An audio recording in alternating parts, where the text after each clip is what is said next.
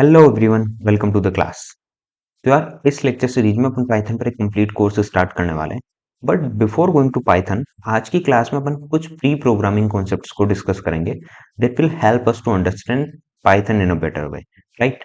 Not only Python, अपन किसी भी प्रोग्रामिंग लैंग्वेज को सीखने जा रहे हैं उससे पहले अपने को इन कॉन्सेप्ट्स का आइडिया होना चाहिए। तो ये कॉन्सेप्ट काफी यूजफुल होते हैं to understand that particular language, right. तो let's start with programming language itself, right. Programming language क्या होती है? प्रोग्रामिंग लैंग्वेज सिंपली एक सेट ऑफ इंस्ट्रक्शंस है जिसके थ्रू अपन क्या कर सकते हैं, किसी मशीन को इंस्ट्रक्ट कर सकते हैं to do a particular task, right. यानी कि यहाँ पर अपन क्या कर रहे होंगे, प्रोग्रामिंग लैंग्वेज सीखने का मतलब है कंप्यूटर को किस तरीके से इंस्ट्रक्शंस देना है कोई पर्टिकुलर टास्क कराने के लिए, अपन यही सीख रहे होंगे प्रोग्रामिंग लैंग्वेज में, राइट। अगर अपन पॉपुलर प्रोग्रामिंग लैंग्वेजेस की बात करें तो एग्जांपल के तौर पर C plus plus, C sharp, Java, Python, JavaScript, इन सब के नाम आपने डेफिनेटली कहीं ना कहीं सुने ही होंगे, राइट। ये सब प्रोग्रामिंग लैंग्वेजेस, करेक्ट। अब अपने को यहाँ पर एक क्लियरिटी आ जाती है कि प्रोग्रामिंग लैंग्वेज का ऑब्जेक्टिव क्या है। ऑब्जेक्टिव इज सिंपल कि अपन किसी कंप्यूटर को अपन किसी टास्क के लिए ट्रेन करने वाले हैं, इंस्ट्रक्शंस पास करेंगे और उससे वो टास्क करवाएंगे, राइट। ये अपना ऑब्जेक्टिव हुआ। बट यहाँ पर एक इश्यू है, राइट। क्या इश्यू है? कंप्यूटर अब सिंपली एक हार्डवेयर है, करेक्ट। कंप्यूटर एक हार्डवेयर है तो वो अपनी लैंग्वेज तो समझता नहीं है, राइट। उसके लिए हिंदी और इंग्लिश तो एग्जिस्ट नहीं करती है, करेक्ट। अब अगर मेरे को कंप्यूटर से कोई काम करवाना है, राइट, या उससे कोई भी टास्क कंप्लीट करवाना है, तो मेरे जो इंस्ट्रक्शंस होने चाहिए वो उस लैंग्वेज में होनी चाहिए जो कंप्यूटर समझता हो, राइट। ये तो सबसे प्राइमरी रिक्वायरमेंट है कि अगर, जैसे सिंपली इस चीज को ऐसे समझ लो कि अगर आपको अपने सबॉर्डिनेट को कोई असाइनमेंट देना है, राइट, या कोई टास्क देना है, तो सिंपली सबसे प्री रिक्वायरमेंट यही है कि आपके जो इंस्ट्रक्शंस होने चाहिए वो उस लैंग्वेज में होनी चाहिए जो आपका सबॉर्डिनेट समझता हो, राइट। अगर आपका सबॉर्डिनेट ही, आप ऐसी लैंग्वेज में अपने सबॉर्डिनेट को टास्क असाइन कर रहे हो जो वो गेट ही नहीं कर पा रहा है, तो डेफिनेटली वो उस टास्क को कंप्लीट भी नहीं कर पाएगा। सेम सिचुएशन कंप्यूटर के साथ भी है। कंप्यूटर एक सिंपली हार्डवेयर है, उसके लिए हिंदी और इंग्लिश एग्जिस्ट नहीं करती है, वो सिर्फ बाइनरी समझता है, वो सिर्फ जीरो और वन की बात टर्म्स में बात करता है, राइट। तो यहाँ पर ये ये एक इश्यू है कि अपने को जो इंस्ट्रक्शंस देने कंप्यूटर को प्रोग्रामिंग लैंग्वेज के थ्रू, वो किस में होनी चाहिए? या तो मशीन कोड, जिसको अपन बाइनरी भी बोल सकते हैं, जीरो और वन की फॉर्म में होने वाले हैं, तभी अपना कंप्यूटर जो है वो टास्क को कंप्लीट कर पाएगा, राइट। ये एक प्री रिक्वायरमेंट है। तो इस बिहाफ पर अपन प्रोग्रामिंग लैंग्वेज को दो कैटेगरी में डिवाइड कर सकते हैं, right. The first one is low level programming language. अब यार, लो लेवल प्रोग्रामिंग लैंग्वेज क्या होती है? लो लेवल प्रोग्रामिंग लैंग्वेज वो लैंग्वेज है जिसको कंप्यूटर डायरेक्टली गेट कर सकता है, जिसकी बात मैं अभी कर रहा था, राइट। बाइनरी के फॉर्म में होने वाली है जो, करेक्ट। इसको डायरेक्टली कंप्यूटर के सीपीयू पे आप एग्जीक्यूट करवा सकते हो, राइट। यानी कि इसको कंप्यूटर समझता है और इसको एग्जीक्यूट करके, इसमें लिखे हुए कोड को डायरेक्टली कंप्यूटर एग्जीक्यूट करके क्या कर सकता है, टास्क को कंप्लीट कर सकता है, करेक्ट। अगर एग्जांपल्स की बात करें तो मशीन लैंग्वेज होती है, असेंबली लैंग्वेज होती है, ये सब लो लेवल प्रोग्रामिंग लैंग्वेजेस है, करेक्ट। अगर इसके कैरेक्टरिस्टिक की बात करें तो ये वन टू वन रिलेशन रखती है विद प्रोसेसर के साथ में, यानी कि डायरेक्टली एग्जीक्यूट हो सकती है, बीच में किसी अदर प्रोग्राम की रिक्वायरमेंट नहीं है इस लैंग्वेज को एग्जीक्यूट करवाने के लिए, राइट। नॉन पोर्टेबल होती है, ये थोड़ा सा इसका ड्रॉबैक है कि ये नॉन पोर्टेबल है, यानी कि जो कोड एक मशीन के लिए लिखा गया है वो उसी मशीन के लिए होगा या उसी कंप्यूटर के लिए होगा, आप उसको किसी दूसरे कंप्यूटर पर यूज नहीं कर सकते, करेक्ट। और अगर इसकी स्पीड की बात करें तो ये सेकंड कैटेगरी के कंपैरिजन में यहाँ पर स्पीड बेटर होती है, राइट, क्योंकि इसको कंप्यूटर डायरेक्टली गेट कर रहा है, बीच में किसी प्रोग्राम, अदर कंप्यूटर प्रोग्राम की अपने को रिक्वायरमेंट नहीं है, ठीक है। तो यहाँ पर इसलिए स्पीड ज्यादा होती है as compare to second category, जिसको अभी अपन देखेंगे। और अगर इसकी वन मोर प्रॉपर्टी की अगर अपन बात करें तो ये है कि ये थोड़ी सी यूजर फ्रेंड, मतलब प्रोग्रामर फ्रेंडली नहीं होती है, करेक्ट। प्रोग्रामर फ्रेंडली क्यों नहीं होगी? क्योंकि ऑब्वियसली जीरो और वन की फॉर्म में पूरा कोड लिखना है, ठीक है। और बीइंग अ ह्यूमन बीइंग, ये अपने लिए बहुत डिफिकल्ट टास्क है कि आपको दो चॉइसेस दी जाए। वन थिंग इज आपको प्रोग्राम लिखना है बाइनरी में, यानी कि कंप्लीटली जीरो और वन की फॉर्म में जाने वाला है। और सेकंड वन इज आपको एक प्रोग्राम लिखना है जिसके सिंटेक्स काफी सिमिलर है आपकी लैंग्वेज के, यानी कि एक जनरल जो इंग्लिश लैंग्वेज है उसके सिमिलर है, तो डेफिनेटली इंग्लिश वाला कोड जो होगा वो प्रोग्रामर के लिए लिखना आसान होगा, करेक्ट। तो यहां से अपन मूव होते हैं अपनी सेकंड कैटेगरी पर, हाई लेवल प्रोग्रामिंग लैंग्वेज। क्योंकि पॉइंट क्लियर हुआ कि क्योंकि वो बाइनरी में है तो इसलिए वहां पर थोड़ा सा प्रोग्रामर फ्रेंडली नहीं है, वो डिफिकल्ट है प्रोग्रामर के लिए उसमें कोड करना लो लेवल लैंग्वेज में। जस्ट उसकी अपोजिट है हाई लेवल प्रोग्रामिंग लैंग्वेज। इसका बेस है कि ये प्रोग्रामर फ्रेंडली होगी, यानी कि more closer to human language होगी। जिस लैंग्वेज को अपन नॉर्मली यूज करते हैं उस इस हाई लेवल प्रोग्रामिंग लैंग्वेज के सिंटेक्स सेम वैसे ही होंगे, राइट। तो ये simply high level programming language कौन सी लैंग्वेज होने वाली है, जो जिनके सिंटेक्स काफी सिमिलर टू ह्यूमन लैंग्वेजेस के जैसे होंगे, यानी कि इंग्लिश में होंगे, करेक्ट। और अगर इसकी बात करें तो ये पोर्टेबल होगी, just opposite to that last category, कि अपन इसका एक प्रोग्राम अगर अपन ने किसी एक कंप्यूटर के लिए लिख दिया तो आप उसको इजीली दूसरे कंप्यूटर पे भी एग्जीक्यूट करवा पाओगे, राइट। तो इसका एडवांटेज हो गया। बट द थिंग इज, यहाँ पर एक चीज है, अपन ने अपना कोड प्रोग्रामर फ्रेंडली रखने के लिए इंग्लिश में लिख तो दिया, correct. But the thing is ultimately जो काम करना है, जो टास्क को एग्जीक्यूट करवाने का काम है, वो तो कंप्यूटर को करना है। और अभी अपन ने समझा कि कंप्यूटर के लिए इंग्लिश एग्जिस्ट ही नहीं करती। तो यहाँ पर एक चीज तो क्लियर है कि अपन ने भले ही प्रोग्राम इंग्लिश में लिख दिया हो, इंग्लिश के सिंटेक्स में लिख दिया हो, बट अल्टीमेटली क्योंकि कंप्यूटर को काम करना है, और डेफिनेटली कंप्यूटर के लिए इंग्लिश एग्जिस्ट नहीं करती, उसको मशीन कोड ही चाहिए, उसको लो लेवल लैंग्वेज ही चाहिए, तभी वो उस टास्क को कंप्लीट कर पाएगा। तो यहाँ पर डेफिनेटली अपने को किस चीज की रिक्वायरमेंट पड़नी है, होने वाली है, एक ट्रांसलेटर की रिक्वायरमेंट रहेगी। एक ट्रांसलेटर या कन्वर्टर जो अपने लिखे हुए हाई लेवल प्रोग्रामिंग कोड को किस में कन्वर्ट करेगा, पहले लो लेवल प्रोग्रामिंग कोड में, राइट। और फिर वो लो लेवल प्रोग्रामिंग जो कोड है वो कहां पर एग्जीक्यूट हो जाएगा, कंप्यूटर के सीपीयू पर, और इस तरीके से अपना टास्क कंप्लीट हो जाएगा। Got it. अगर हाई लेवल प्रोग्रामिंग लैंग्वेजेस की बात करें एग्जांपल्स की, तो सी, सी प्लस प्लस, जावा, पाइथन, जो स्टार्टिंग में अपन ने जितने भी एग्जांपल देखे वो सब हाई लेवल प्रोग्रामिंग लैंग्वेजेस के एग्जांपल्स है। इट मींस इनके सिंटेक्स किस में होने वाले हैं, इंग्लिश में होने वाले हैं, ना कि बाइनरी जीरो और वन के फॉर्म में होने वाले हैं, करेक्ट।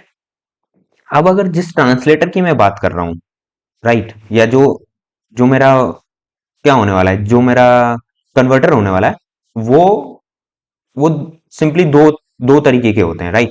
अब उनको देख लेते हैं अपन। One is compiler and second one is interpreter. ठीक है, तो इस भी आप पर भी अपन लैंग्वेजेस को डिवाइड करते हैं कि कौन सी लैंग्वेज कंपाइलर यूज कर रही है और कौन कौन सी लैंग्वेज इंटरप्रेटर यूज कर रही है, राइट। एक चीज क्लियर हुई, लो लेवल प्रोग्रामिंग लैंग्वेज में अपने को किसी कंपाइलर की जरूरत नहीं पड़ने वाली है, राइट, क्योंकि वो तो डायरेक्ट एग्जीक्यूटेबल है। मशीन लेवल लैंग्वेज के लिए, असेंबली के लिए पढ़ सकती है, क्योंकि वो थोड़ी सी मशीन लेवल के कंपैरिजन में हायर लेवल अपन मान सकते हैं as compare to machine, but machine language में किसी कंपाइलर की जरूरत नहीं पड़ने वाली, that is for sure, right. तो अपन समझते हैं कंपाइलर क्या चीज है। कंपाइलर सिंपली अपन अपन ने ये तो देख लिया कि कंपाइलर का वर्क क्या होना है, क्योंकि एक ट्रांसलेटर है तो सिंपली अपने हाई लेवल प्रोग्रामिंग लैंग्वेज में लिखे हुए कोड को किसमें कन्वर्ट करेगा, लो लेवल प्रोग्रामिंग लैंग्वेज में, राइट। तो ये तो हो गया कंपाइलर। लेकिन यहाँ पर और इंटरप्रेटर भी सेम यही काम करेगा, बट यहाँ पर इनके काम करने के तरीकों में थोड़ा सा डिफरेंस है, राइट। तो उस डिफरेंस को समझ लेते हैं अपन। उस डिफरेंस को समझने के लिए अपन एक कोड देखते हैं, ठीक है। अभी अपने को ये कोड किस लैंग्वेज में लिखा हुआ है या इसका क्या सिग्निफिकेंस है, उन सब चीजों पे बिल्कुल नहीं जाना है। यहाँ पर जो सिंटेक्स लिखे हुए हैं, इनका क्या मीनिंग है, अपन इन सबको बहुत डिटेल में और बहुत बेसिक से सीखने वाले हैं, राइट। तो अभी अपने को इन सब पे ध्यान नहीं देना है, सिंपली एक हाई लेवल प्रोग्रामिंग लैंग्वेज में कोड लिखा हुआ है, इस तरीके से अभी इस चीज को समझो। अब अगर इसको एक कंपाइलर कन्वर्ट करेगा या एग्जीक्यूट करेगा और इंटरप्रेटर एग्जीक्यूट करेगा, तो दोनों की डिफरेंस क्या होने वाला है, दोनों के काम करने के तरीके में क्या डिफरेंस है, अपन उस चीज को समझने वाले हैं, राइट। अब अगर कोई कंपाइलर इसको गेट करता है, राइट, तो कंपाइलर किस तरीके से काम करता है, पहले वो क्या करेगा, इस पूरे कोड को मशीन कोड में कन्वर्ट करेगा, राइट, लो लेवल में, राइट। या हाई लेवल प्रोग्रामिंग लैंग्वेज में लिखा हुआ कोड था, इसको किस में कन्वर्ट करेगा, लो लेवल प्रोग्रामिंग कोड में, राइट, जिसको अपन मशीन कोड भी बोल रहे हैं, ठीक है। तो वो सबसे पहले क्या करेगा, वन टू थ्री, जितनी भी कितनी टोटल 18 लाइन्स है, 18 लाइन्स के सारे कोड को वो क्या कर लेगा, पहले मशीन कोड में कन्वर्ट कर लेगा, ठीक है। और कन्वर्ट करके उसकी एग्जीक्यूटेबल फाइल बना के उस पूरे कोड को एक साथ मेरे कंप्यूटर पर एग्जीक्यूट करवा देगा, राइट।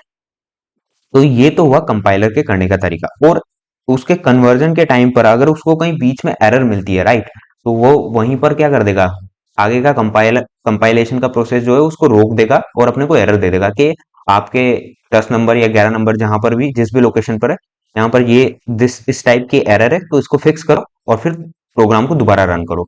फिर उसको फिक्स करके अपन दोबारा से रन करते हैं, तो उसके बाद अगर कोड में कोई एरर नहीं रहेगी तो वो क्या करेगा, पूरे कोड को पहले कन्वर्ट करेगा, राइट, मशीन कोड में, और फिर उसको एग्जीक्यूट कर देगा। तो ये तो हुआ कंपाइलर कैसे काम करता है। लेकिन अब इंटरप्रेटर देखते हैं। इंटरप्रेटर क्या है? इंटरप्रेटर भी वही काम कर रहा है कि हाई लेवल प्रोग्रामिंग लैंग्वेज में लिखे हुए कोड को किस में, लो लेवल में कन्वर्ट कर रहा है। बट इसका काम करने का तरीका थोड़ा सा कंपाइलर से अलग है। वो देखो किस तरीके से ये क्या करेगा। ये फर्स्ट लाइन को रीड किया, इसको मशीन कोड में कन्वर्ट किया, और साथ के साथ इसको एग्जीक्यूट भी करवा देगा, राइट। कंपाइलर ऐसा नहीं कर रहा था। कंपाइलर पहले सारे जितनी भी लाइन से कोड थी उन सबको क्या कर रहा था, कन्वर्ट कर रहा था मशीन कोड में, और उसके बाद में एग्जीक्यूट करवा रहा था। The difference is interpreter line by line execution करेगा साथ के साथ, मतलब वो एग्जीक्यूशन का काम भी साथ में ही निपटा रहा है, ऐसा समझ लो, राइट। उसने फर्स्ट लाइन को कन्वर्ट किया, एग्जीक्यूट करवाया, सेकंड को कन्वर्ट किया, एग्जीक्यूट करवाया। तो अब यहाँ पर ऐसा समझो जैसे अपने 11th नंबर की लाइन में कोई एरर थी, ठीक है। बट डिफरेंस क्या है, जब इंटरप्रेटर इसको एग्जीक्यूट करवा रहा होगा तो उस केस में ऊपर की 10 लाइन जो जिनमें कोई एरर नहीं थी, वो सारी की सारी वो क्या कर चुका होगा, एग्जीक्यूट कर चुका होगा। और फिर 11th पे आके वो देखेगा, अरे नहीं यहाँ पर तो एरर है, तो आगे का जो प्रोसेस है उसको रोक के यहाँ पर एरर दे देगा अपने को कि आपके यहाँ पर इस कोड में एरर है, राइट। तो ये डिफरेंस हो गया। क्या डिफरेंस हुआ? कंपाइलर तो पहले पूरे कोड को कन्वर्ट करता है, फिर एग्जीक्यूशन करता है। इस वजह से पार्शियल एग्जीक्यूशन पॉसिबल नहीं होता कंपाइलर के केस में। अगर कोड में कहीं भी एरर है तो कंपाइलर के केस में मेरा पूरा का पूरा कोड का कोई भी पार्ट रन नहीं होने वाला है, राइट, एग्जीक्यूट नहीं होगा।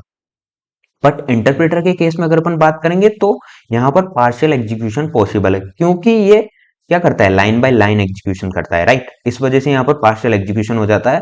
तो यहाँ पर हो सकता है आपका आधा कोड एग्जीक्यूट हो जाए और उसके बाद में फिर इसको एरर मिलेगी, तो एरर एरर मैसेज आपको मिलेगा, राइट।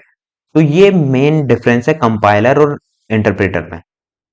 अब अपन देख लेते हैं एक बार कि कंपाइलर और इंटरप्रेटर वाली लैंग्वेजेस कौन सी है। तो अगर एग्जांपल ले तो अपन सी और सी प्लस प्लस जो है, इनमें कंपाइलर यूज होता है बैकएंड में अपने कोड को एग्जीक्यूट करने के लिए, राइट। और अगर अपन इंटरप्रेटेड लैंग्वेजेस की बात करें तो पाइथन और जावा स्क्रिप्ट क्या है, इंटरप्रेटेड लैंग्वेजेस है। इनमें क्या करते हैं अपन, इंटरप्रेटर यूज करते हैं एग्जीक्यूशन के लिए, राइट। जब आप रन बटन हिट करते हो तो बैकएंड में कंपाइलर या इंटरप्रेटर काम कर रहा होता है, जो कि आपको आपके कोड को किसमें, मशीन कोड में कन्वर्ट करके आपके कंप्यूटर पर एग्जीक्यूट करवा रहा होता है, और उसके बाद ही आपको क्या मिलता है, आउटपुट मिलता है, राइट।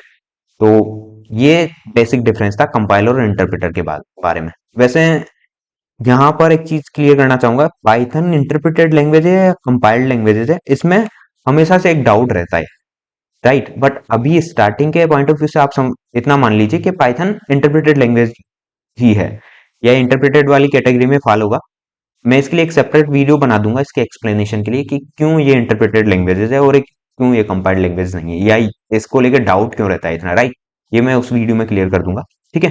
बट अभी के लिए पाइथन इंटरप्रेटेड लैंग्वेज है, राइट। तो आई होप आपको डिफरेंस क्लियर हुआ होगा आज की क्लास में, एंड प्रोग्रामिंग का क्या ऑब्जेक्टिव होता है, हम क्यों प्रोग्राम कर रहे हैं, राइट। ये चीज भी क्लियर हुई होगी, राइट। तो ये एक प्री प्रोग्रामिंग क्लास थी, थोड़ा सा बेस बनाने के लिए, आपको थोड़ा सा ब्रीफ करने के लिए कि किस तरीके से प्रोग्राम एग्जीक्यूट होता है और उसके बैकएंड में क्या चल रहा होता है, एक ओवरव्यू था, राइट। अब नेक्स्ट क्लास से अपन पाइथन स्टार्ट करेंगे। तो उसके कुछ प्री रिक्विजिट्स हैं पाइथन के लिए। आपके सिस्टम में पाइथन का लेटेस्ट वर्जन इंस्टॉल होना चाहिए, राइट। उसके अलावा पाइथन के साथ में आईडी यूज करेंगे अपन। तो मैं तो सिंपली पाइचार्म और जुपिटर नोटबुक के साथ जाना चाहूंगा। बाकी आपकी चॉइस है, आईडी को लेके कोई लिमिटेशन या ऐसा नहीं है, जो आपको पसंद है वो आप यूज कर सकते हो, राइट। मैं पाइचार्म और जुपिटर नोटबुक के साथ थ्रू आउट द कोर्स आगे बढ़ूंगा, ठीक है। तो आज के क्लास के लिए इतना काफी है, right. See you in the next class.